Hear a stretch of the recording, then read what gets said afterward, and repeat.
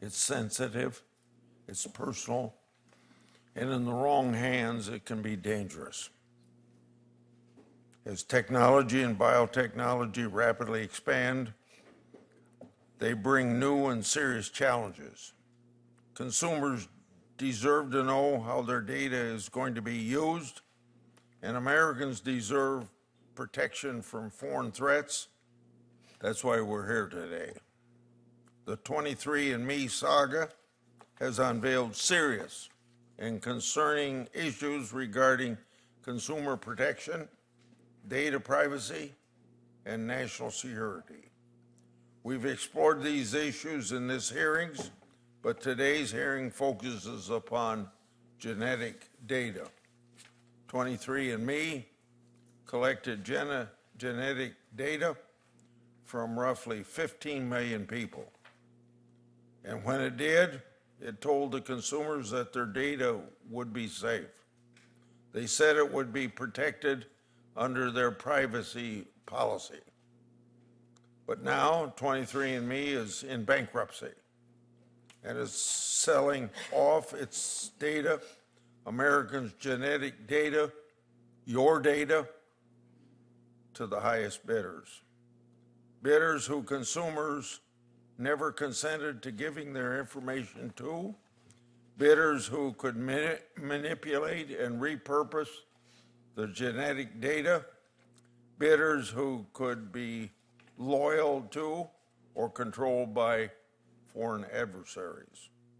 Without any federal law governing genomic data privacy, the only protection for the American consumer was 23andMe's own privacy policies. Even putting aside whether consumers read or understood the privacy policy, they were required to sign it as is, or they couldn't use the service. And now that 23andMe is in bankruptcy, whichever company buys them can change the privacy policy on a whim, however they see it. That's why just yesterday, 27 states sued to block the sale of this data. Though the bankruptcy code requires a consumer privacy ombudsman to be appointed when personally identifiable data is being sold in violation of a privacy policy, that simply is not enough.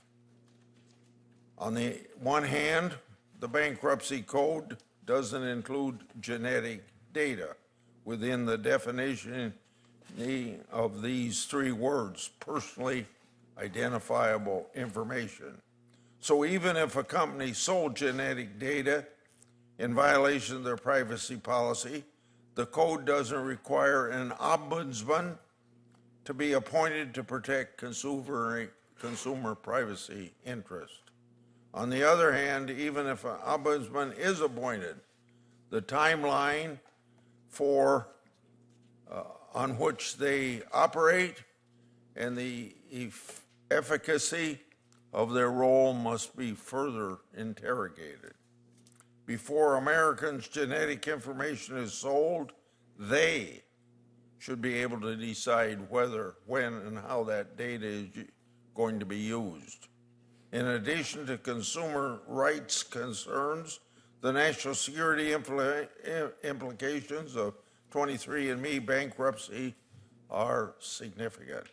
In 2019, the Department of Defense issued guidance that service members refrain from using direct-to-consumer DNA testing kits when a consumer genetics company accumulates the personal genomic blueprint of millions, many of whom are U.S. citizens, government employees, or military personnel. It becomes a strategic intelligence asset. In the wrong hands, this data access isn't just a privacy breach, it's a potential weapon. Foreign governments can design targeted biological weapons and wage pathogenic warfare. They can identify health vulnerabilities and conduct tailored attacks on key military and government personnel. In light of the serious evidence that COVID-19 was created in a Chinese laboratory, the weaponization of biologics and the military application of genomic data are no longer far-fetched fantasies of science fiction. They're tenable threats to the national security. The threat from China is particularly acute. The Chinese have invested heavily in their military-civil fusion strategy, where they seek to erase the line between private property and military assets. The Chinese Communist Party aggressively integrates development of artificial intelligence, biotech, and computing into their military efforts. They seize and acquire corporate assets to engage in unconventional and asymmetric warfare. Just this week, for example, 2 Chinese nationals were charged with smuggling a dangerous pathogen used for agricultural terrorism into the United States. The Chinese government paid for one of the nationals to research this pathogen, and a search of their electronics revealed information linking them to the Chinese Communist Party. Data is a weapon, and genetic data is particularly a potent weapon. Americans' genetic data must be zealously defended and jealously protected. The 23andMe bankruptcy is a massive threat to the protection of the genetic data of so many Americans. Congress has yet to enact sufficient protection on these important issues. There is no data privacy law that protects genomic data, no provision in the bankruptcy code that prevents this data from being compromised through bankruptcy auction, and no sufficient remedy for consumers. I recently co-sponsored Senator Cornyn's Don't Sell My DNA Act, which aims at filling some of these gaps, but there's a lot more work to do. I look forward to hearing from our witnesses about how we can advance legislation that better protects Americans' genetic security. With that, I'll open things up to Senator Durbin to give an opening statement, then we'll hear from our witnesses. Thank you, Senator Grassley. Good and timely hearing as far as I'm concerned. 23andMe has a database containing the genetic information of about 15 million people. If your genetic information is in their database, a researcher can tell you who your relatives are, what your ethnicity is, what your eye color is, and whether you think cilantro tastes like soap. They can also determine a lot of information about your health. Are you at risk of developing type 2 diabetes? How about celiac disease, chronic kidney disease, Parkinson's? In short, 23andMe has access to deeply personal information about you and your health. Information that you'd normally want to keep private, I guess, between you and your family and your doctor. Yet no federal law prevents 23andMe from sharing this data with others, including insurance companies, future employers, and law enforcement. Rather, a patchwork of state laws, privacy policies, are the only things protecting the genetic information of millions of Americans. If 23andMe's customers are anything like fellow Americans, they likely did not read this privacy policy. According to a survey by Pew Research, more than half Americans say they always, well, almost always, often agree with privacy policies without ever reading them. Who can blame them? Whether you're activating your cell phone, setting up your Facebook account, accessing a number of services, Americans are bombarded with countless privacy policies to which they must agree, and virtually all of us do. One company who studied the issue found that Americans would have to spend, get ready, 47 hours a month to read the privacy policies of the most visited websites. That's more than a full 9-to-5 work week every single month. Get real. When 23andMe filed for bankruptcy on March 23rd, a lot of people suddenly became interested in privacy policy because buried in the fine print of their privacy policy is the following. Listen closely. If we are involved in a bankruptcy, merger, acquisition, reorganization, or sale of assets, your personal information may be accessed, sold, or transferred as part of the transaction. Remember that clause? Probably not. So 23andMe's 15 million customers are left wondering, who's going to get access to my genetic information? What are they going to do with it? What rights do I have to stop it? That's why we need this hearing. Thankfully, 23andMe's privacy policy gave its customers the right to delete their data upon request, and millions have done so. So many, in fact, that 23andMe's website crashed with the traffic. Again, this wasn't required by federal law. There are very few federal guardrails to protect the most sensitive personal data, including your DNA and who can share it. It's time for Congress to put some protections in place for Americans. In the right hands, a genetic database could help researchers unlock life-saving medical cures and make incredible discoveries. But in the wrong hands, it could enable dystopian discrimination, and surveillance could be used by our adversaries. You were turned down for that job? Why did they turn me down? Turns out they knew a lot more about you than you knew about yourself. The American people deserve to have faith that their sensitive information will be and stay in the right hands before they agree to share it. Yet nearly 20 years after 23andMe came on the scene, and at least that long since surveillance industrial complex started taking over the internet, America still lacks a comprehensive federal law to protect our privacy. Like other areas, including kids' online safety, to which this committee has dedicated a lot of time, there is bipartisan consensus that something needs to be done about our privacy. There have been signs of hope, including in 2022 when the American Data Privacy and Protection Act passed the House by a broad bipartisan vote of 53-2. It's the Energy and Commerce Committee. But the American people are still waiting. I think we can get together and pass a bipartisan bill. This hearing might help. Thanks, Mr. Chairman. Thank you. This is a consensus hearing, so I'm going to go ahead and introduce all the witnesses that have joined us today. Then I'll swear them in.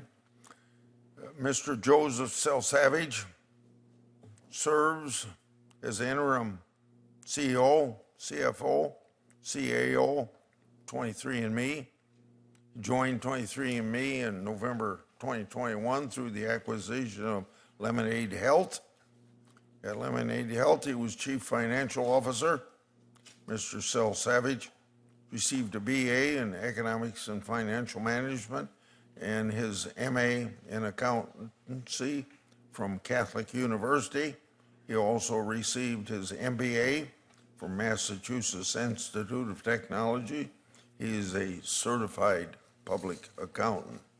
Next, we have Mr. Glenn Cohen, Professor of Law at Harvard Law School and the Faculty Director of Harvard Center of Health Law Policy, Biotechnology, and Bioethics. Professor Cohen is an elected member of the National Academy of Medicine and has spoken to NATO, OECD, and members of the U.S. and Korean Congress on medical and biotech issues and policies. He previously served as a lawyer for the U.S. Department of Justice Civil Division, where he handled litigation in Court of Appeals and U.S. Supreme Court. Next, we have Ms. Brooke Gottberg, Professor of Law, Brigham Young University. Professor Gottberg teaches bankruptcy, contracts, secured transactions, and other commercial law subjects. Her scholarship focuses on debtor and creditor relations and various impacts on the bankruptcy code and business reorganization. Professor Gottberg earned her BA in political science, magna cum laude, Brigham Young University and her JD cum laude from Harvard Law School. Mr. Adam Klein is a senior lecturer at UT Austin School of Law and director of the Strauss Center for International Security and Law. Previously, Mr. Klein served as chairman and CEO of the United States Privacy and Civil Liberties Oversight Board, overseeing counterterrorism programs at the NSA, FBI, CIA, and the Department of Homeland Security. Before entering government, Mr. Klein was a senior fellow at the Center for the New American Security, a national security think tank. Earlier in his career, he served as a law clerk to Justice Scalia of the Supreme Court. Would you please rise so I could administer both? Do you swear or affirm that the testimony you're about to give before this committee will be the truth, the whole truth, and nothing but the truth, so help you God? Thank you. And I think we'll go my left to my right. So you start, Mr. Selsavage.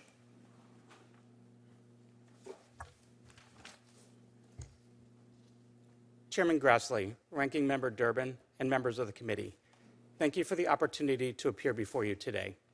My name is Joseph Selsavage, and I am the Interim Chief Executive Officer of 23andMe, a mission-driven organization founded on a simple yet transformative belief that individuals have the right to access, understand, and benefit from their own genetic information.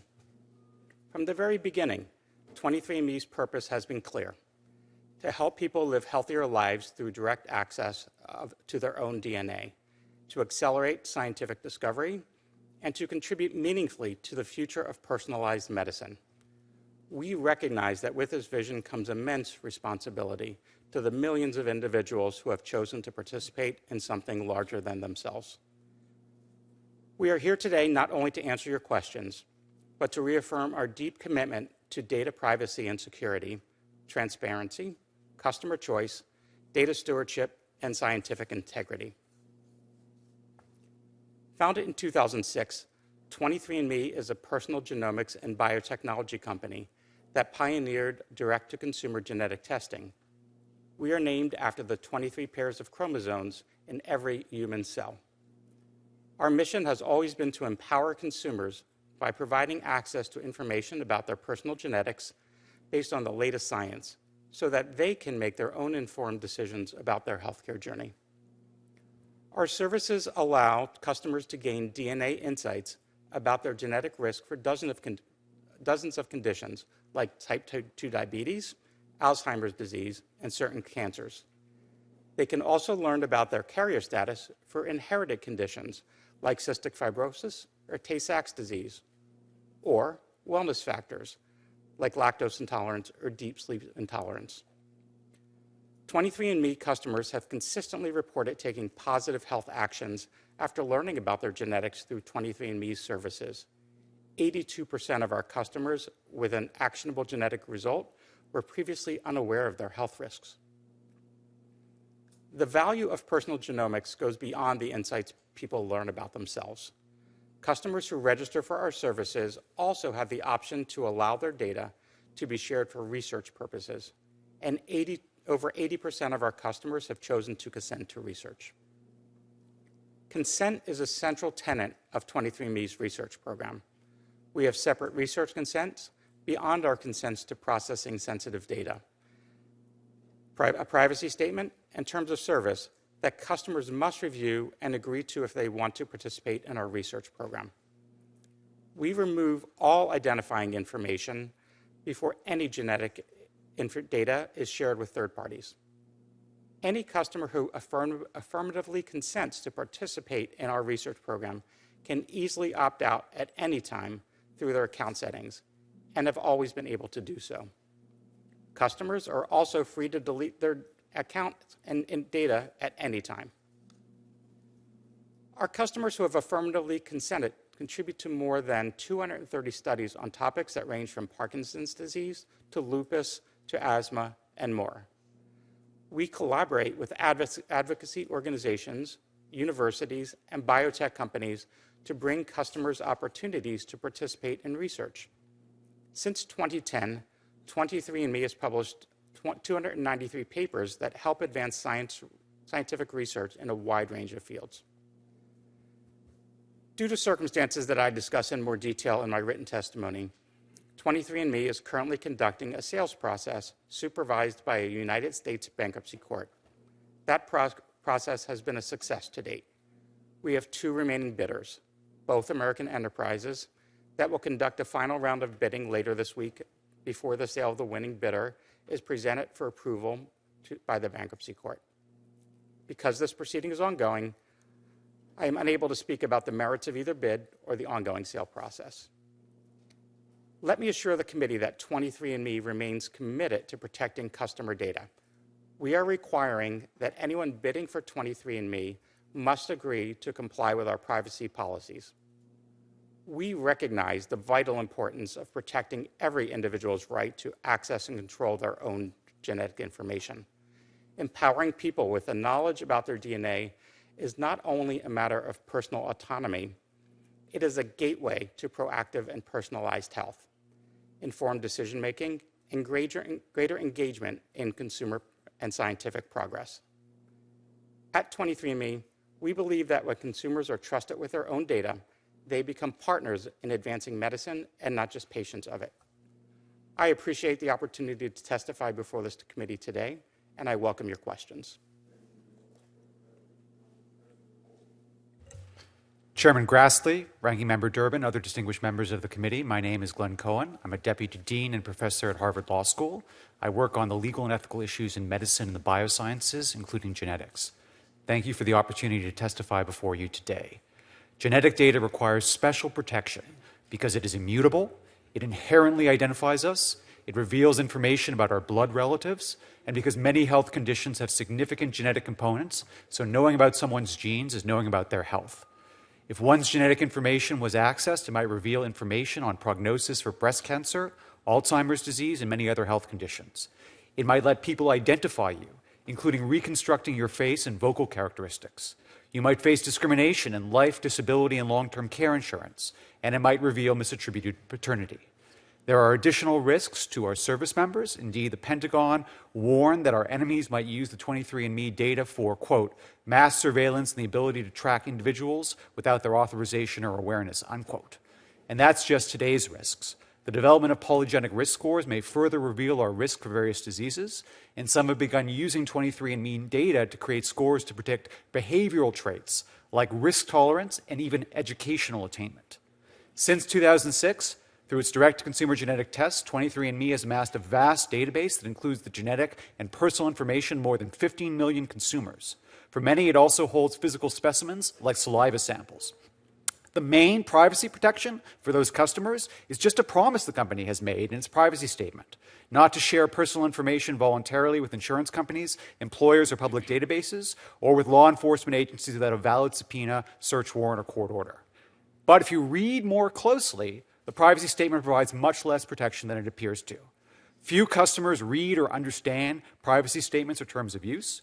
23andMe reserves the right to alter the terms customers have relied on. And moreover, the company explicitly reserves the right to transfer customer personal information in the event of the sale of the company or a bankruptcy. The company has announced as part of the bankruptcy process, it will, quote, require anyone bidding for 23andMe to agree to comply with our privacy policies and all applicable privacy laws, unquote.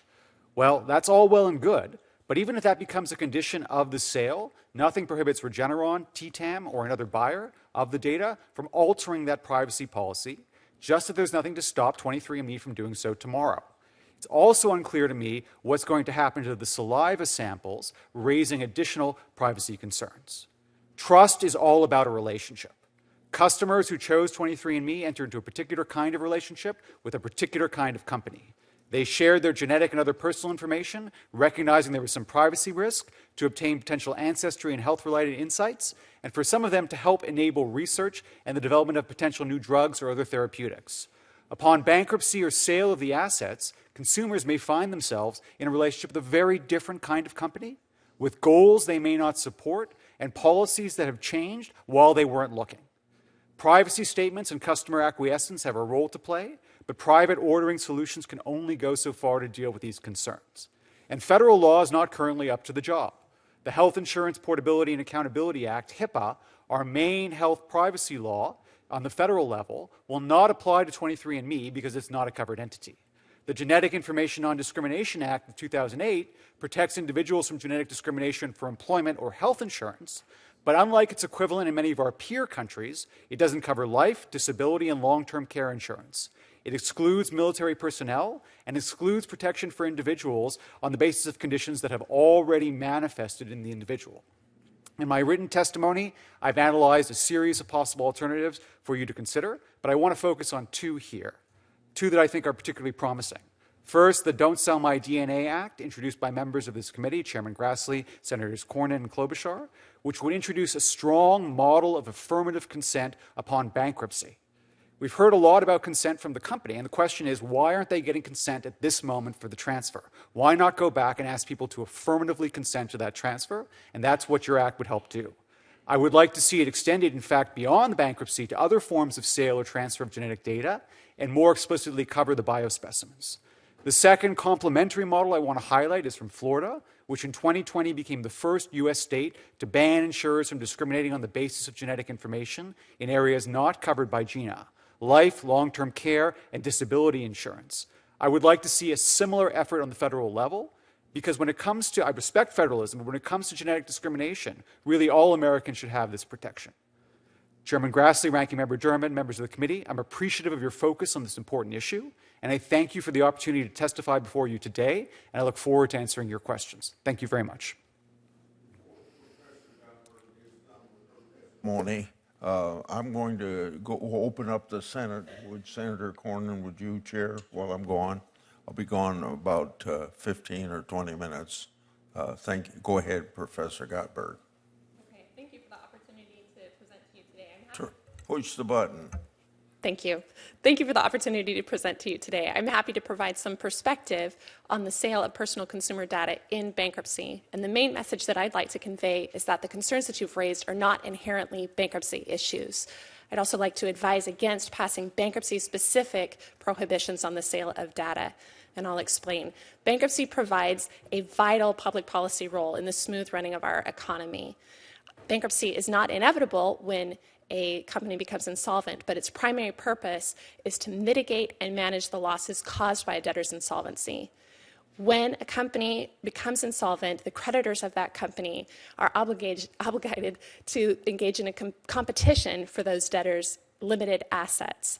This competition looks like a race to recover their legal rights. This is the metaphorical or actual race to the courthouse. The race imposes costs on creditors who have to expend resources, sometimes fruitlessly, because they've gotten there too late after the money has run out. Also, a piecemeal liquidation of the debtor's assets frequently devalues those assets or destroys value so that creditors are ultimately paid less. That's why we want parties to choose bankruptcy when the debtor is insolvent. Bankruptcy isn't a haven for any party to avoid the enforcement of outside laws. This is a primary issue in the 23andMe bankruptcy right now to determine if there are state laws that would prohibit the sale of assets in that bankruptcy. But we also don't want parties to avoid bankruptcy because of specific laws that arise only in those instances. If a company cannot sell assets in bankruptcy, it will simply do so outside of bankruptcy. This without the benefit of court oversight or the transparency provided by bankruptcy proceedings, and probably for a lower price.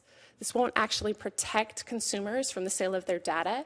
It will just deny them these protections that bankruptcy is intended to give. The primary advantage of bankruptcy is its efficiency and its ability to maximize the value of debtors' assets. Federal law shouldn't protect consumer data only in bankruptcy proceedings. To the extent that Congress wants to prohibit the sale of personal consumer data, it should do so both inside and outside bankruptcy to prevent the strategic use of bankruptcy for reasons that have nothing to do with the efficiency of the proceedings. I'm happy to answer any questions about this or any bankruptcy-related issues, but I would really encourage the committee to consider holistic and universally applicable prohibitions to the extent they exist. Thanks. Mr. Klein. Mr. Chairman, Mr. Ranking Member, and members of the committee, thank you for inviting me to testify today. Before joining the University of Texas, I served as chairman of the United States Privacy and Civil Liberties Oversight Board, an agency that members of this committee oversee and know well. Many of our oversight projects revolved around the insights that intelligence agencies can gain from personal data.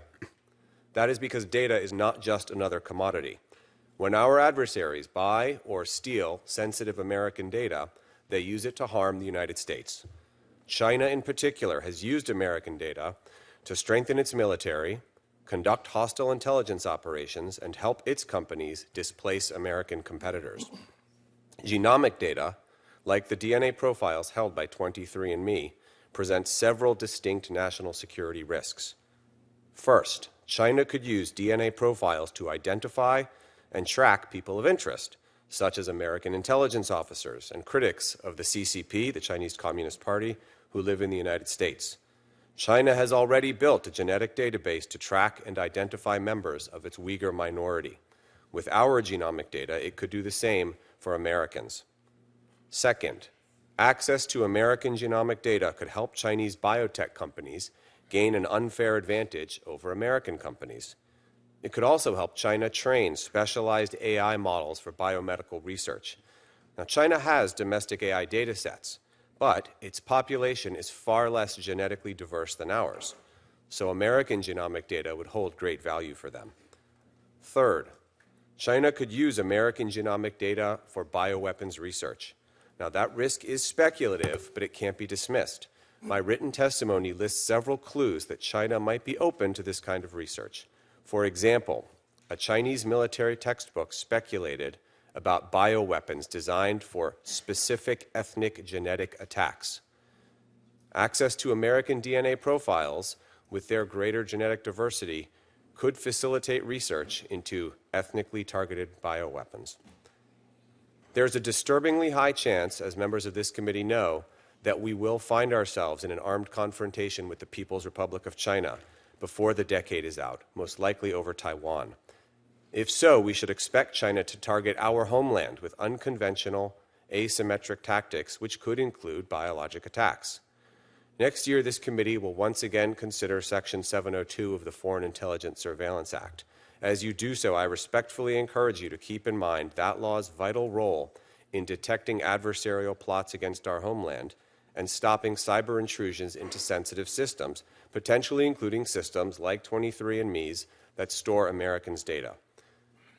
I'd like to conclude on a positive note. In recent years, Congress, including this committee and members of this committee, and the executive branch have done a great deal to protect Americans' data from hostile foreign powers. And as this hearing illustrates, leaders are now vigilant about the security risks of letting adversaries buy our data. For those reasons, I'm confident that the executive branch would block and could block an adversary-controlled entity from buying 23andMe. But the attention of this committee and others in Congress is vital to help ensure an outcome to this bankruptcy that protects the privacy and security of Americans. Thank you, and I look forward to your questions. Thank you all very much. We'll start with 5-minute rounds of questions, and I will begin. So back in 1990, Congress authorized something called the Human Genome Project, which was designed to map the human genome, which gave rise to an incredible amount of information about the human genome, which is what makes us who we are. And it has had enormous positive benefits in terms of law enforcement, for example, being able to use DNA as an essential part of regular criminal investigations to identify an assailant. For example, in a forensic analysis of a rape kit, it can identify with virtual certainty the perpetrator of the crime. But at the time, it was also recognized that there could be tremendous abuse of that information. And indeed, we've touched on some of those. For example, discriminating against people based on their genetic profile for insurance purposes. For example, if you apply for life insurance or something of the nature, and someone had access to your genetic profile, they could basically deny you because of perhaps some indication, some evidence of a genetic defect that would lead you to contract a disease or the like. And then, of course, employment, where there could be discrimination by employers against people based on their genetic profile. So all of this is something we have anticipated to some extent, but I don't think we have been able to predict the extent to which this genetic profile, this genome data can be subject to not only beneficial use, but also use by our adversaries and for improper purposes. Mr. Selsavage, who did 23andMe do the actual testing of the saliva samples that were submitted by the people who engaged your company and your product? We contract with LabCorp, which is an American-based testing company here, to do the testing of the DNA samples for 23andMe. For all of it? For all of our testing, yes. And to your knowledge, is LabCorp, are there efforts to attack or to basically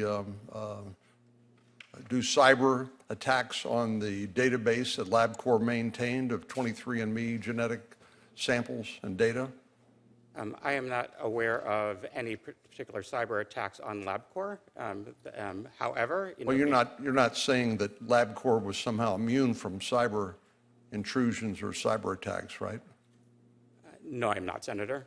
So can you tell us, as you sit here today, whether any of the genetic material that LabCorp tested that was collected by any of our adversaries or by criminal organizations, can you tell us with certainty that all of it was protected?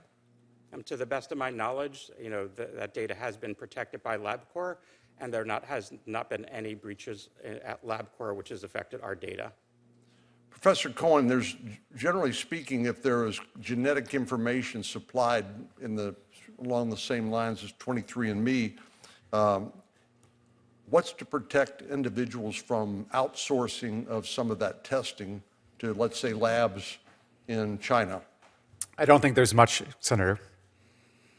And Professor Klein, you said this is a national security vulnerability. Why is that? Why would China, the Chinese Communist Party, want the genetic information on Americans?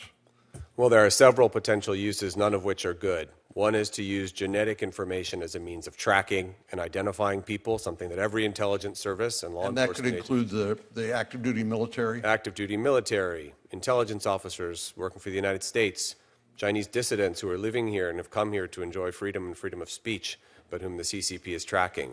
But then looking forward into the age of AI, having large data sets with genetically diverse populations represented in them is very attractive for training specialized AI models. We know we're in a fierce competition with them, and we need to keep these advantages for American companies and for the U.S. government. And would each of you agree with me that the genetic information that's collected through one of these saliva samples by a company like 23andMe doesn't just tell you something about the person who provides that saliva sample? It tells you something about their parents, about their children, and about their grandchildren, and anybody who might be a genetic relative of that individual. That's right, Senator. When we say 15 million, that's kind of an underestimate when you think about all of these generations of people who are affected. Senator Durbin. So it seems to me that 23andMe tried, Mr. Selsavage, to come up with a policy to protect its consumers, but there's little to guarantee that the next buyer or the one after that won't abuse that policy, is there? Senator and Ranking Member, 23andMe has required, as part of the sale of the assets of the company, that any buyer of the company must comply and adopt the privacy policy and consents that 23andMe have in place today. So I didn't think I'd ever say this in this room, but does the rule against perpetuities apply?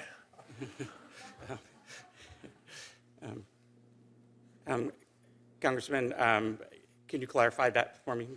I wish I've tried to forget every aspect of that course in law school, but what I'm suggesting to you is 2 or 3 buyers removed, your best intentions don't mean much, do they? Senator and Ranking Member, my understanding is that, 23andMe is doing everything we can to ensure that the next buyer adopts the policies and consents of 23andMe. And, while I can't actually testify to their future intentions, both are, American institutions with experience in genomics and, are committed to protecting that data and continuing. Unless we had a federal law relative to this issue that applies to future transactions, your best intentions don't mean much as far as I'm concerned, and don't take it personally. So, Professor Cohen, there was a best-selling book a few years ago called The Immortal Life of Henrietta Lacks. Fascinating book. Story of an African-American woman who died in 1951 of cervical cancer in Baltimore, if I'm not mistaken. A sample of her tumor generated what is known as the HeLa cell line. That cell line was mass-produced and sold to laboratories all over the world. It's been used in scientific research, including research into cancer, the human genome, and the development of the polio vaccine. It is still being used today. Famously, Henrietta Lacks never consented to the use of her cells in this way. And despite the vast sums of money the cell line has generated, her family's never seen a dime of profits. Part of what's being sold by 23andMe is a collection of biological samples submitted by consumers who wanted their DNA examined. They may have consented to some use of their samples, but I question how informed it actually was.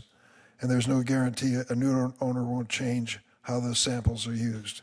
Are you familiar with this story?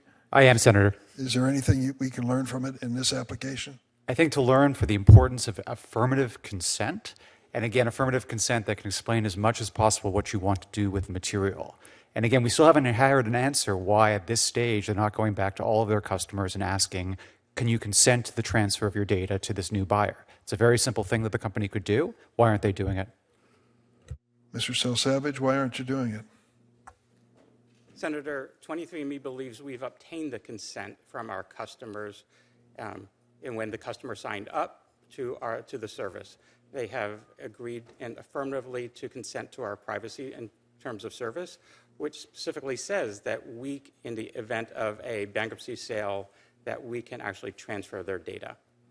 I think what Professor Cohen is suggesting is that there's more that could be done to protect your consumers. Would you consider it?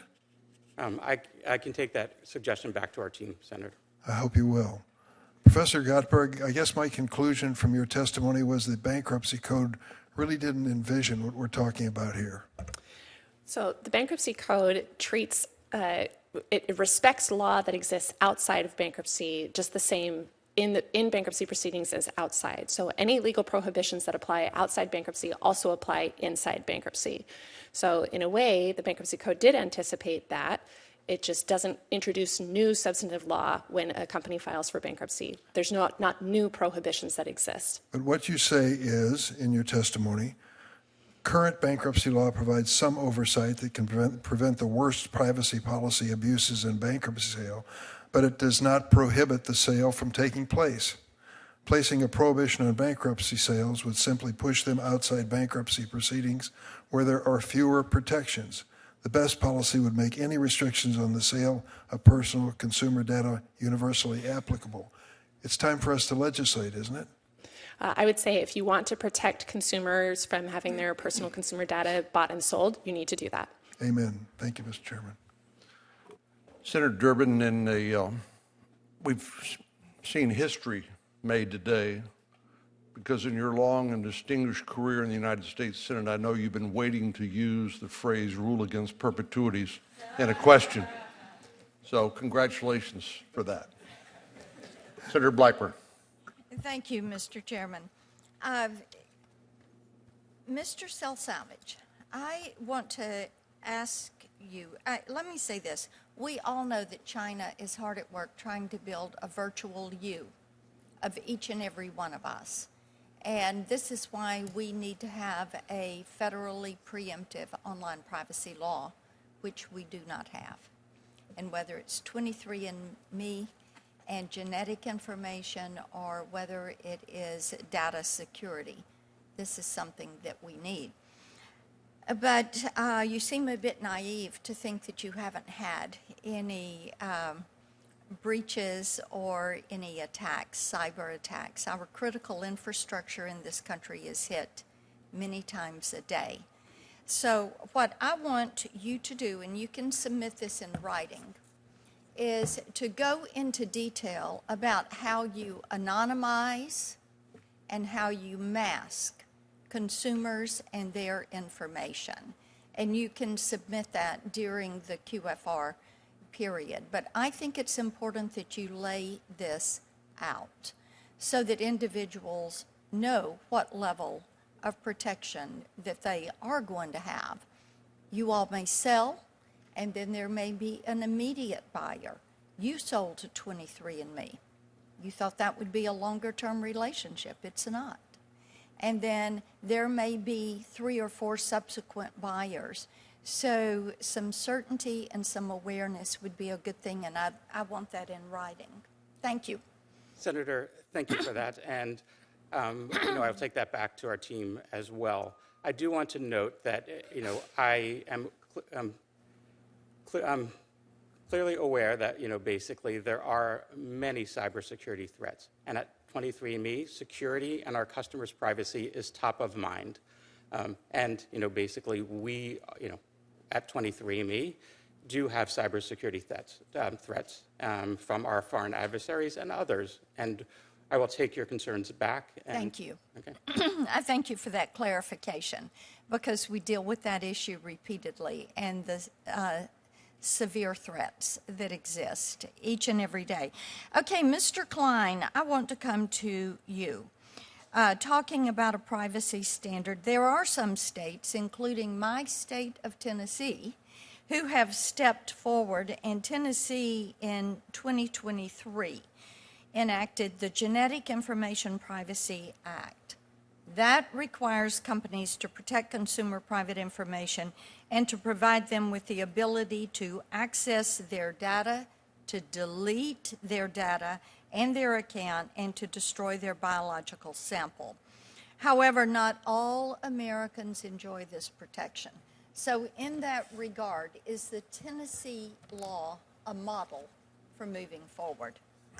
Well, I haven't studied that law closely, Senator, but it certainly sounds appealing to me as a citizen, as a consumer. I've been following the saga of the general federal privacy law that everyone seems to want for many years now, and the committee understands better than I do the challenges that have arisen in coming to an agreement on something that everybody seems to want. I think what the bill that Senator Cornyn and the other members have introduced demonstrates is that and the Tennessee bill, is that even as we wait for a general law, there's possibility of making progress on sector-specific issues. And in my testimony, I highlighted some of the very good things that the committee and other parts of the Congress has done on this specific threat from hostile foreign actors. And I do think, to Congress's credit, we've tightened that up considerably in the past few years. Mr. Salsavage, the Tennessee Attorney General issued a statement after you all filed for bankruptcy, issued a statement notifying Tennesseans of their right, to request a deletion. So talk to me about how you were moving forward with these deletion requests. At 23andMe, any one of our customers at any time can delete their data. For our customers, it's a simple process. All they need to do is log into their account at 23andMe, go to their settings, and request their account to be deleted. That process is automatic. We do ask for their date of birth, just as an additional verification measure. And we've complied with those deletion requests and through the bankruptcy process and prior to that. And when they delete their account, they are also deleting their biological sample. Is that correct? If a customer has consented for us to biobank their saliva sample, we will also delete and destroy that saliva sample Thank on the you. request to delete their I data. yield back. Senator Klobuchar. Thank you. I think I'll start by following up with Senator Blackburn's good questions. And by the way, thank you, Mr. Klein, for mentioning the need for a general privacy bill, which we badly need. So on this deletion issue, it's my understanding that 1.3 million consumers asked 23andMe to delete their genetic data. Many face technical issues. So how long is the backlog right now? And what are you doing to make sure all the requests are fulfilled? Senator, the good news is that today there is no backlog. Good. We are current on all of the deletion requests. What did occur, is when we filed for bankruptcy, and many state attorney generals requested or suggested to consumers that they delete their data at 23andMe. We did receive a significant amount of deletion requests. We quickly added additional staff, and basically we're able to reduce that backlog. Thank you. quickly. And will you commit to ensuring that consumers will retain their right to have their genetic data deleted after the bankruptcy sale is completed by making deletion rights a condition of the sale? Both of the bidders in the bankruptcy sale of 23andMe, both Regeneron and 23andMe Research Institute, have agreed to adopt the policies of 23andMe, the privacy policies. So the answer is yes? So the answer is yes. Okay. During the bankruptcy process, how has 23andMe ensured consumers could decide how information is used and for what purposes? That's what your website has promised consumers. Our consumers consent not only to a terms of service, a privacy policy, there are also separate consents for our customers to, if they so choose, to engage in research at 23andMe, and then a separate consent to allow us to engage with research with third parties. We make sure that customers have the right to actually opt in. We don't default those. Customers are actually clicking yes, they will want to conduct or enable their data to be used for research purposes. Many customers understand these are important for understanding disease and genetic conditions and life-saving medical treatments. Thank you. Professor Cohen, it's my belief that the privacy policies aren't meeting the privacy needs of consumers during bankruptcy. That's why I've worked with Senator Cornyn, I appreciate his leadership, and Grassley to give consumers control over their genetic data with our bill, Don't Sell My DNA Act. Why is it so important that we require consent from the consumer before their genetic data is sold to another company with which they have no prior relationship? People are engaged in a trust relationship. If my father gave me access to his medical records and say, son, I want you to look at this and be careful with this, and I went ahead and said, let me give it to somebody else without asking my dad, you'd look askance at what I was doing. The same thing is happening here. They're essentially transferring data and transferring a trust relationship to a new entity, and people have the right to know who they're dealing with and a right to consent to it. Do you believe that the right to control one's personal genetic information should take precedence over maximizing returns for creditors in a bankruptcy proceeding? Well, I think that it would be nice for the creditors to get paid, Senator. In this instance, I think this information is so sensitive and so important, it's really important to protect people's information. Okay, thank you. And Professor Gottberg, do you believe that the current consumer privacy ombudsman system in bankruptcy proceedings is sufficient to protect consumers' most sensitive information? So the Consumer Privacy Ombudsman is appointed to help the court in weighing the costs and the benefits of any particular sale of assets. If you permit personal consumer data to be sold outside of bankruptcy, it's permissible inside of bankruptcy as well. And so the Consumer Privacy Ombudsman is just trying to weigh what would be the negative effects of that sale without an understanding of the price of privacy, so to speak. That's a very hard balancing act to perform. To my knowledge, there's been no final litigation to determine what the damages would be for an individual to have their privacy violated in that way. So it makes it really hard for the Consumer Privacy Ombudsman to have an effective role there. Okay, and sort of to end where I began with Mr. Klein's point, why is it so important that Congress enact a comprehensive privacy law? By the way, the same companies that were lobbying against one, because I'm also on the Commerce Committee, say 10 years ago, now want one because of the patchwork of laws that we now have in our states, which is very predictable, which I hope people will realize that we should need some AI rules of the road in place and tech rules of the law in place. And it's just the worst that people just think they can lobby against things and then all of a sudden they're like, oh no. So tell me why we need a privacy law and how that would have helped here. So a greater predictability for companies when they're entering into agreements with consumers is always beneficial. So if companies know what the legal limitations are, then they can take that into account, and creditors can take that into account whether an asset will be available before lending to the debtor. Mm-hmm. So it's important to have that law in place inside and outside bankruptcy. I'm sorry. I didn't mean to interrupt you. I thought you were good. done. No, I'm not going over my time. Done. Okay. Senator Moody. Thank you, Mr. Chair, and thank you for conducting this hearing and for all of our witnesses that have taken time to be here. These are complex issues, and certainly we appreciate your expertise on the matter. I think any American sitting at home when they learned of this bankruptcy that had submitted information to 23andMe was probably, terrified and had never thought about what would happen to their information. So it's not just policymakers that are worried about this. I think people all around the United States are now concerned of what happens to their very sensitive personal information.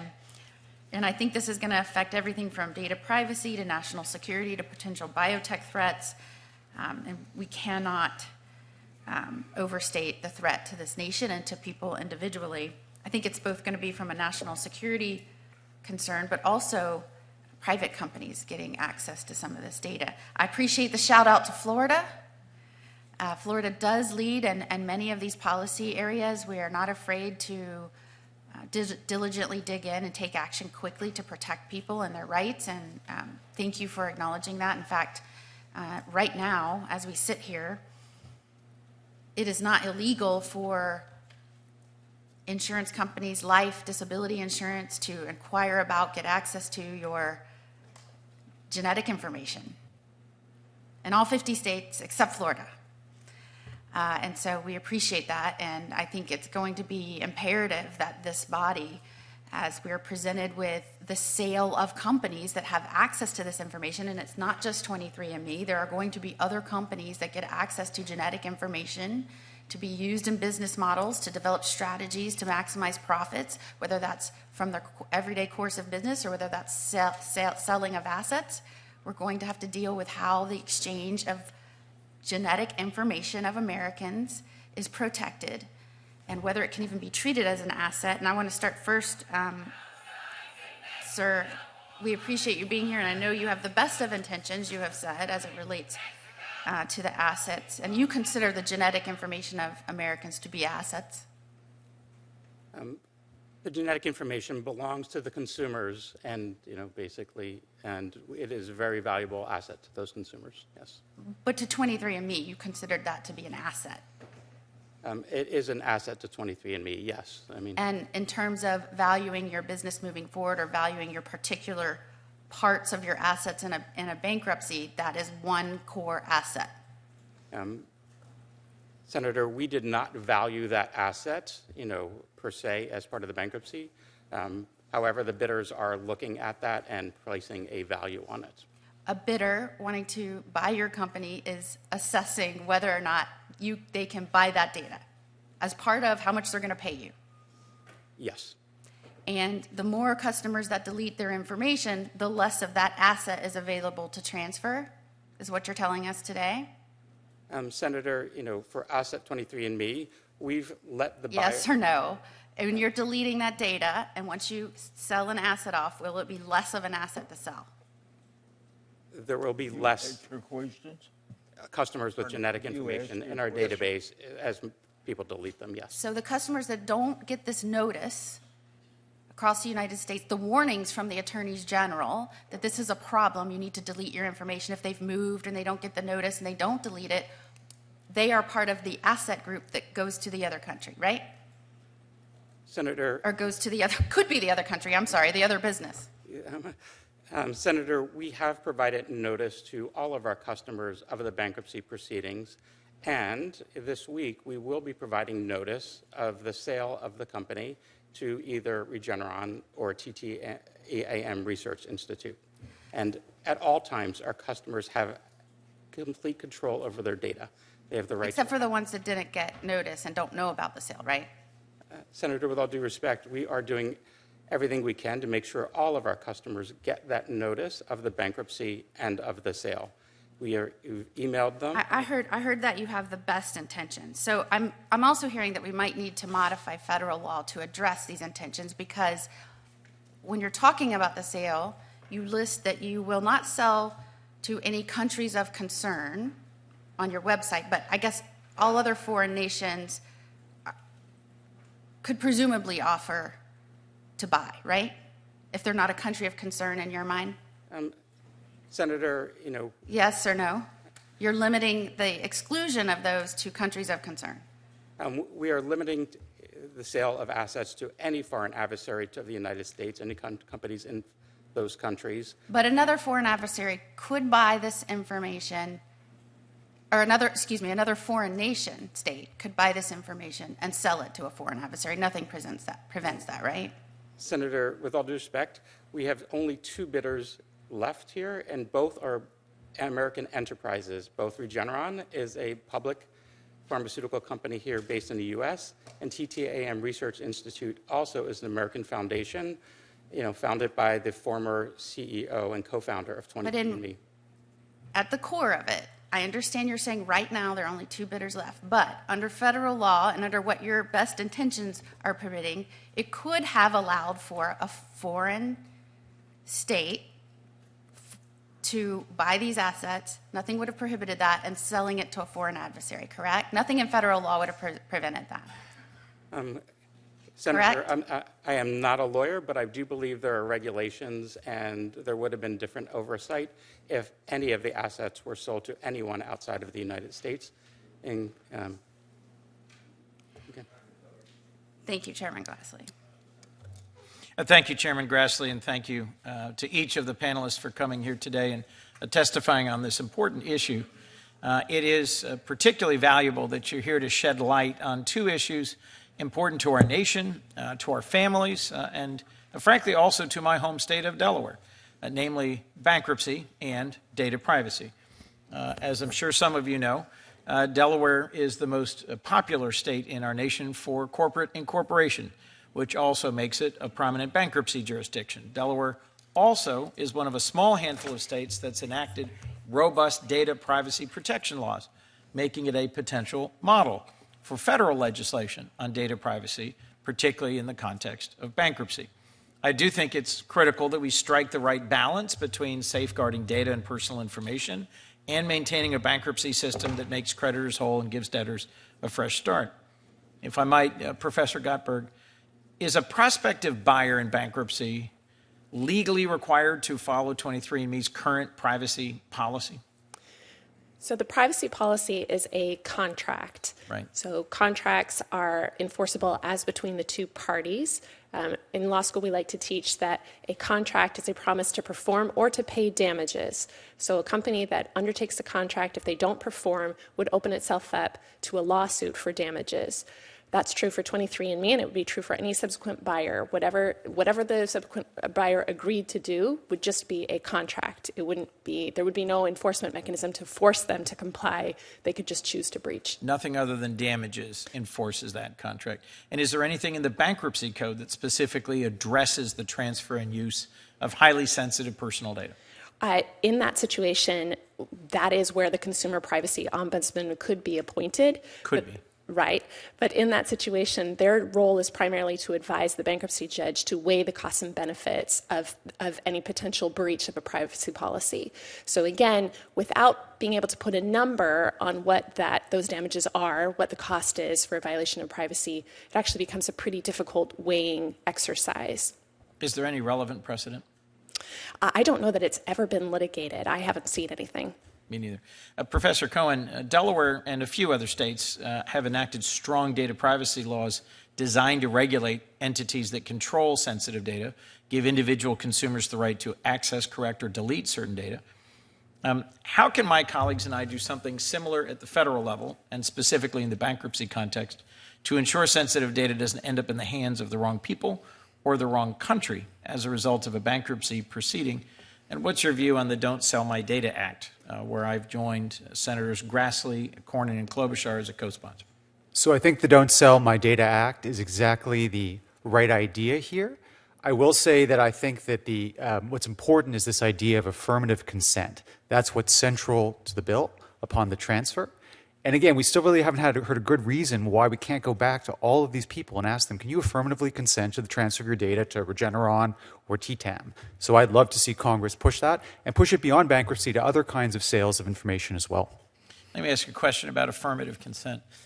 Part of the market value of 23andMe is a service that is individually genetically identifying, that gives you information about, honestly, one of the most private things there could be, which is whether or not you're susceptible to certain diseases, what's your genetic ancestry, that sort of thing. Would it not stand to reason that although logistically challenging, going back to every individual who's given their personally identifying genetic information to 23andMe and affirming their consent would actually, in the end, build their market value by reinforcing that this kind of a service is something where people can count on it to protect their data privacy, regardless of whether there are damages available? I think if you build your company on a reputation of trust and a reputation of autonomy and empowering people, this is exactly the thing you want to sell to customers, to say, we believe so much in what we say that we're even going to do this upon sale or bankruptcy.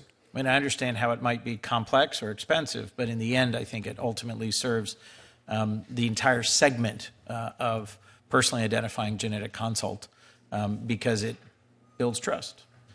Thank you, Mr. Chairman. Thanks for a chance to question witnesses. Yeah. I'll take my turn now. I'm going to start with Mr. Selsavage. In 23andMe's March 23rd press release, the company indicated that data privacy would be, quote unquote, an important consideration in any potential sale.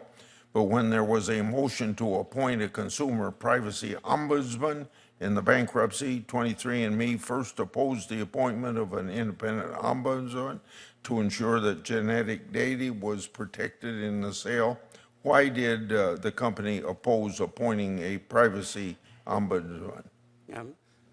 Mr. Chairman, 23andMe was the first to suggest that the bankruptcy court appoint a customer data representative, which would look at the privacy issues in this particular bankruptcy case. 23andMe at the time did not believe that a consumer privacy ombudsman was needed. And the differentiation there is a consumer privacy ombudsman is required in bankruptcy when there's a change in the privacy policy from one company to the next. In this particular case, we, as part of the bidding process for 23andMe, were requiring that any company that was considering acquiring 23andMe's assets, including its database and its customers, would be required to retain the privacy policies and consent going forward. I think that answers that question. Okay. So is 23andMe's priority to sell consumer genetic information to the highest bidder, or to ensure that the genetic data it has collected will be protected according to existing privacy policies? Mr. Chairman, our customers' data and privacy is, a top priority in this process, at 23andMe and for the special committee overseeing this process. It is not just the highest bidder. We have required that, basically any bidder, as I said, and the two remaining bidders have affirmatively said that they would actually continue those privacy policies and consent, and put that in writing in their asset purchase agreements or contracts to buy the company. Also to you, the point of bankruptcy is to, quote, marshal assets in a way that maximizes their value for the benefit primarily of creditors, and then once creditors are paid, for owners, end of quote. And in your written testimony, you agree with the aim of maximizing the value of the business for stakeholders, but placing as little restrictions on the customer data as possible makes the data more valuable to the buyer. Would you characterize genomic data as a bankruptcy asset? Mr. Chairman, I believe that the genomic data is an asset, and we have 23andMe is treating it and not only maximizing the value for our creditors and our shareholders, but also, one of the most important pieces of parts of 23andMe is our customers and our customers' trust, and we are putting their privacy and their security as part of that process, and it's top of mind for the company and special committee overseeing this process. Okay. Based upon your yes answer, isn't your duty to protect consumer data in tension with your duty to maximize the value of the estate asset?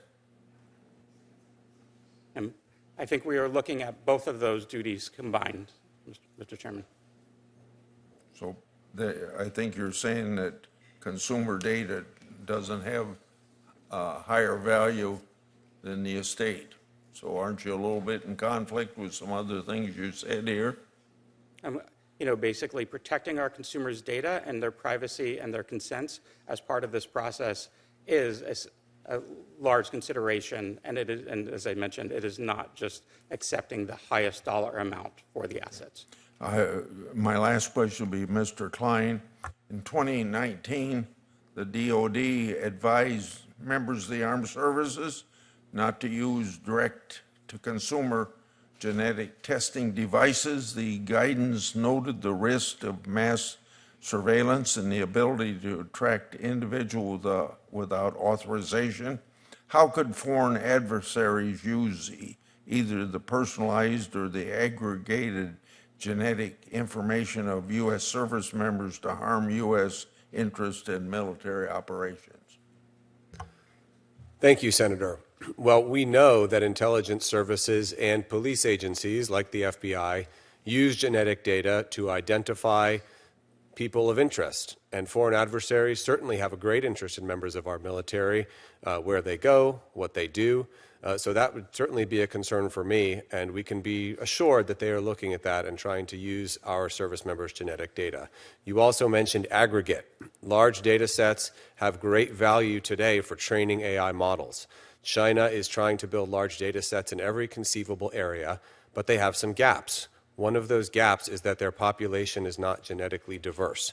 And so they may have a large number of DNA profiles in their country, but they don't have the diversity that we have. And that genetic diversity is very helpful if you want to train a model that is predictive for things benign, like biomedical research, but also things malevolent, like bioweapons research.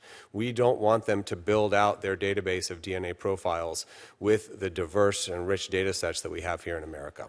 Senator Schiff. Thank you, Mr. Chairman. Professor Gottberg, California has already passed legislation that went into effect in 2022 requiring direct-to-consumer genetic testing companies like 23andMe to obtain Californians' express consent for the collection, use, or disclosure of their genetic data. Under this law, Californians are also able to delete their accounts and genetic data and to destroy the biological samples they provided to these companies. In the context of 23andMe's bankruptcy, can Californians still exercise these deletion rights, or does the bankruptcy process somehow interfere with, override, or otherwise affect our state's privacy protections? Thank you. Bankruptcy proceedings do not override any applicable law. So state law and federal law are recognized in bankruptcy proceedings. Whatever rights your consumers have outside bankruptcy, they'll have inside bankruptcy in terms of their legal rights. And if the database, 23andMe's database, is sold as a bankruptcy asset, what obligations would the acquiring company have under federal or California law to maintain those same security standards? So the same laws that would apply now to 23andMe would presumably apply to any buyer. Even if this is not a California company operating in some other state, they would still be bound post-bankruptcy to California's privacy standards? To the extent that California privacy standards apply, yes, they would. And is a commitment made by an acquiring company somehow enforceable? Apart from California's law, vis-a-vis residents of other states, is a promise made by an acquiring company somehow legally enforceable, or is it only as good as the person's intention to comply with that commitment? So contractual promises are enforceable up to the point that they can be enforced. That's not a great answer, but again, our statement is a contract is a promise to perform or to pay damages. It's possible for parties to breach that agreement, in which case the party that on the other side of it would be entitled to damages for the harm that they've experienced. But without, I guess, let's say I'm acquiring 23andMe's data set. I commit to maintaining the deletion provisions, et cetera, complying with California law, even if it's not required somehow. I acquire the data set. I don't comply. right.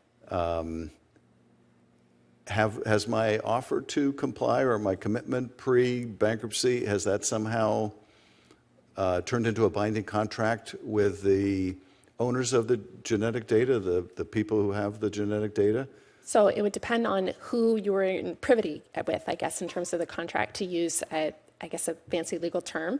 A contract is between two parties, and so you have to have an agreement between those two parties. And I guess the question in those situations, if you were promising to abide by the commitment, who would be on the other side of that promise? Who would be able to enforce it? Right. Well, it would sound like the consumer would not be on the other side of that promise. It would be more one of the parties to the bankruptcy, which would then we would be then reliant on them to enforce that promise. Does that analysis make sense? That makes sense to me. And what controls are in place, Mr. Salsavage, maybe I can ask you this question. What controls are in place to prevent any unauthorized access or misuse of information during the bankruptcy proceedings? 23andMe is, basically places data security and data privacy is top of mind. We basically have continued to maintain a strong system of security, making sure all of our data is encrypted. The genetic data is stored separately from any consumer identifying information, identifying who that genetic data belongs to. We have enhanced our security processes, especially around bankruptcy, understanding that there is additional threats. And, basically on the consumer side, we have since enacted two-factor authentication to act. So basically there is a second level of either an SMS text message or an email verification when somebody's trying to access their account, and then placed additional restrictions if I can just interrupt with one last question because my time is going to expire. How do we know that an acquiring company or entity or person would maintain the same security standards that you have over privacy, and even those standards were subject to hack? Senator, the good news here is there's two potential buyers at this point for 23andMe. The first is Regeneron, a American $55 billion market cap pharmaceutical company who actually has data security over genomic data today, and TTAM Research Institute which would be maintaining the same security standards as 23andMe. Senator Brett. Thank you, Mr. Chairman. To follow up on the senator's question, so would you commit today to the same privacy standards that you have demanding those of the company that purchases 23andMe? Do not sell unless they keep the same privacy standards that you have? Yes, that is a requirement. Basically, if any of the two buyers, and they have put that in their asset purchase agreement. Excellent. Now tell me, what all do you test for? 23andMe tests for, basically a significant level of, genetic traits, ancestry, and health conditions.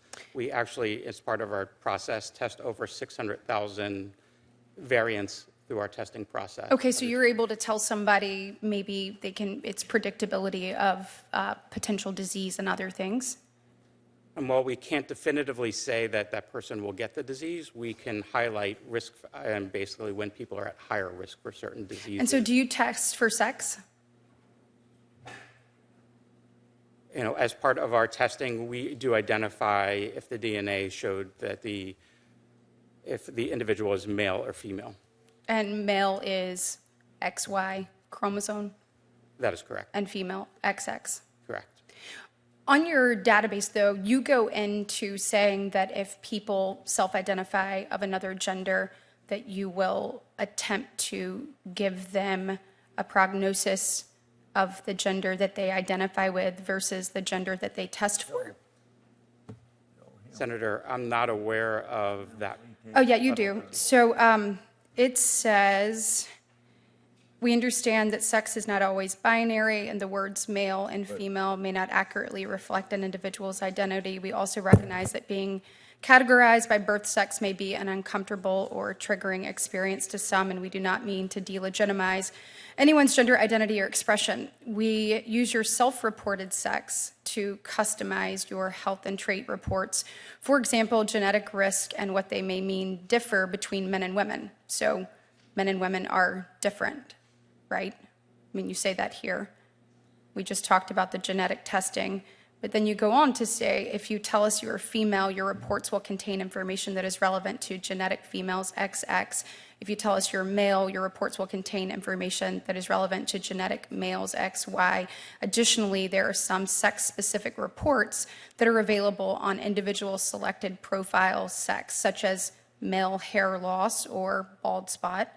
That's because either we're not able to build out an acceptable model for both genders, or because the trait is actually sex specific.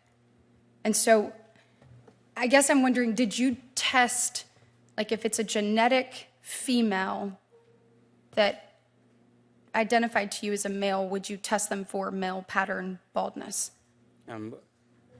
Senator, you know, we, as you mentioned, we actually do, the customer does report to us, you know, what they believe their sex is.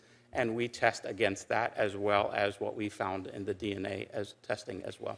I think probably the DNA is what's best for predicting actual future disease or harm, or what may come, good or bad, for the individual. On that note, you have about 15 million customers, is that right? That's correct. Okay. Of that, how many are kids? How many are kids? Mm-hmm. Senator, I don't know that number. You know. So you don't know. From what I read on your website, obviously parents can agree to have their child's DNA tested. Is that correct? That is correct. So you don't know, of the 15 million people, you don't know how many of those profiles are under 18? I don't have that information with me today, but I'd be happy to take. Do you have a guess? I don't have a reasonable guess, Senator. Sir, I think we have to be vigilant when it comes to children and their DNA. We've talked today about all of the potential risk that can occur, from privacy to security risk, obviously blackmail, amongst a number of things. Would you commit to me today that in the cell you will sell no child's DNA under the age of 18, that you will delete that account? Congressman or Senator, I will take that back and we'll review that. I think you absolutely should. And on that note, when it comes to bankruptcy, Professor, tell me, you know, when you look at a privacy ombudsman in this space, when you're looking at minors, children, what type of protection is currently in place, and what do we need to be doing as Congress? And actually, I'd like to open this up to everybody to ensure that children are protected in this space. My understanding is that there are specific laws protecting children information. I'm not an expert on those laws, but whatever laws exist outside of bankruptcy are enforced inside of bankruptcy as well. Do you all have another? I'd love your thoughts. You know, for human subjects research, we have special rules for children population, and that might be a place to look for some comparisons. Do you have anything, Mr. Klein? Well, as a father, I can say that I think we all struggle with how much of our children's data or how much of our children's lives to digitize. And so there's also a degree of parental responsibility. And when it comes to health, these are very tough choices sometimes for all of us. Absolutely. Thank you, Mr. Chair. Senator Padilla. Thank you. Colleagues, the witnesses today have explained that our bankruptcy process is primarily designed to maximize creditor payouts and ensure that a business, where possible, can continue to operate. It is not designed for other goals, but it's often called upon to fulfill other goals. Here, the bankruptcy process is not just required to protect consumer privacy, but also to protect our national security interests. Professor Klein, what protections are built into the bankruptcy process to prevent foreign adversaries from taking advantage of the process to access sensitive information? I know the concern's been generally raised, but we're talking about a specific area of the law, bankruptcy law here, whether we're talking about personally identifiable information or national security sensitive information. Thank you for the question, Senator. And this is one area where there actually have been encouraging changes. We are not defenseless. In the FIRMA law back in 2018, the Congress did give the Committee on Foreign Investment in the U.S. the ability to reach into the bankruptcy process and block sales and transactions, something that it previously hadn't had within its jurisdiction. As you all know, that body in the executive branch is one of our main protections against key intellectual property, sensitive data, and so forth, slipping out the back door to foreign adversaries. And how much of the sensitive information, if any, can potential buyers access before a sale becomes final? They're obviously doing due diligence in the process of making these decisions. That's a great question, Senator. I'd refer that to the bankruptcy experts on the panel. Anybody? So can you repeat your question? How much access to this very sensitive information, whether it's personal sensitive information or national security sensitive information, can a potential buyer access before a sale becomes final? Or is this an area where legislative action is needed? Within a bankruptcy proceeding, there is an allowance for due diligence. I think the procedures for that will be determined by the bankruptcy court and may differ from case to case. To the extent that there's no protections outside bankruptcy law, I don't know that bankruptcy law does not produce additional protections that wouldn't otherwise exist. So potential area for needed congressional action is what I'm hearing. And at what point, since have an expert before us, at what point in a bankruptcy process can CFIUS get involved, and do you have any recommendations about whether they should be involved earlier in the process? So I'm afraid you'll have to explain what CFIUS is to me. All right, then we had an expert here. It's okay. We'll do a follow-up with you because my time is limited. I want to get to another topic, which is national security and biotechnology. I recently served as a member of the National Security Commission on Emerging Biotechnology, and our findings in a recent report found that the United States has historically not treated biological data as a strategic asset, like our agricultural base, our oil reserves, despite its importance in advancing biotechnology and AI. Back to Professor Klein. What's your assessment of the CCP's effort to sweep up as much biological data that they can of Americans and of our allies and partners abroad to advance their own domestic biotechnology ambitions? Well, I think we've seen, Senator, and thank you for the question, their ambitions are comprehensive. They want to dominate in critical sectors. They want to use information like this to enhance their military prowess, and potentially, and very worryingly, given the tension between our countries, to conduct asymmetric, unconventional attacks, potentially including biologic attacks. I'm sure you all saw that just in the past 2 weeks, the Eastern District of Michigan U.S. Attorney's Office has indicted 2 separate sets of Chinese national defendants on smuggling biologic materials into the United States. We've also seen the report on the Reedley Biolab out of the House Select Committee, where a person of Chinese nationality, citizenship, was in California running an unregistered biolab. We don't know exactly what was going on there. Some of these reports are very disturbing. We don't have a complete picture, but we know that the system, as the 9/11 Commission put it, is blinking, if not red, at least dark orange. And we need to have the imagination, and I'm glad this committee is doing it, to foresee how they might conduct unconventional attacks against our homeland in the event of an armed conflict. Do you have any recommended actions for this committee or Congress as a whole to take to better protect our biological data while striking the important balance of promoting scientific research that depends on these data sets? Yeah, thank you, Senator. And bankruptcy is one vector. We're all covering down on that today.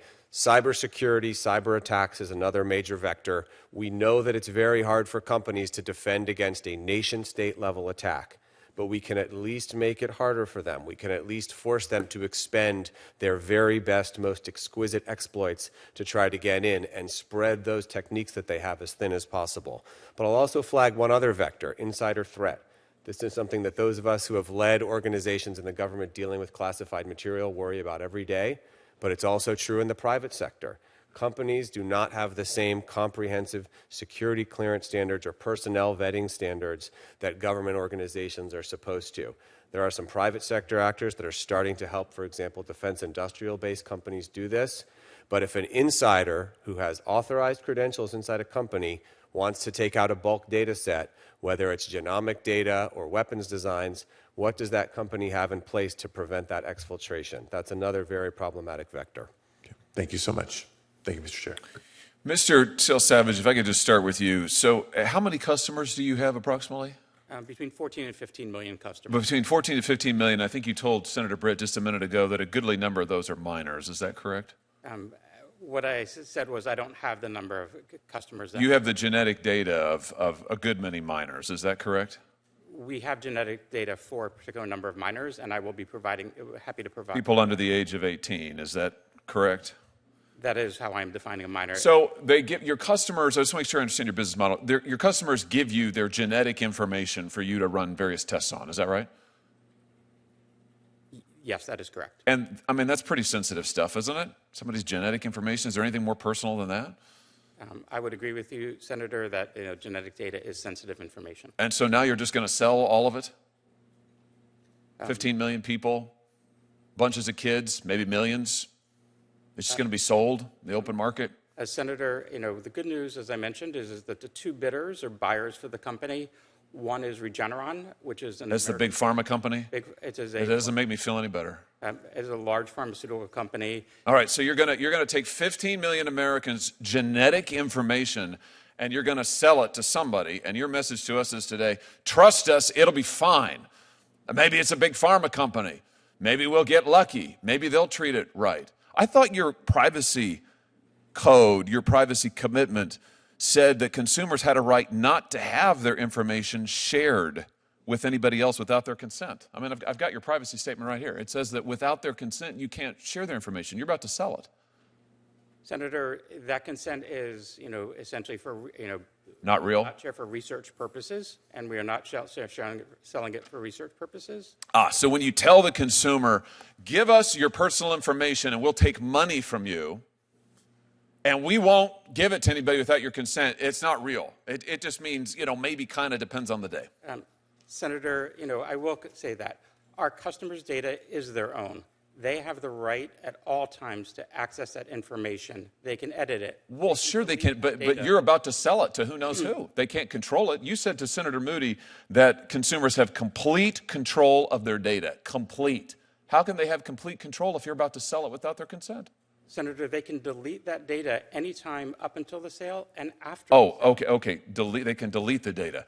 Have you fixed the ability of customers to go on your website and delete it? Because right after you announced your sale, your deletion page went down. I hold in my hand here an article from the Wall Street Journal. 23andMe site goes down as customers struggle to delete their data. Can they even get onto your site to delete their data? They can, Senator. And you fixed this? That was an issue that, yes, we fixed immediately after. It's up and running now? Customers can go on? Customers can go on and they can delete their data. What happens when they go onto your site to delete their data? When a customer logs into their account at 23andMe, they go to their settings page, and there's a section there where just click delete my data.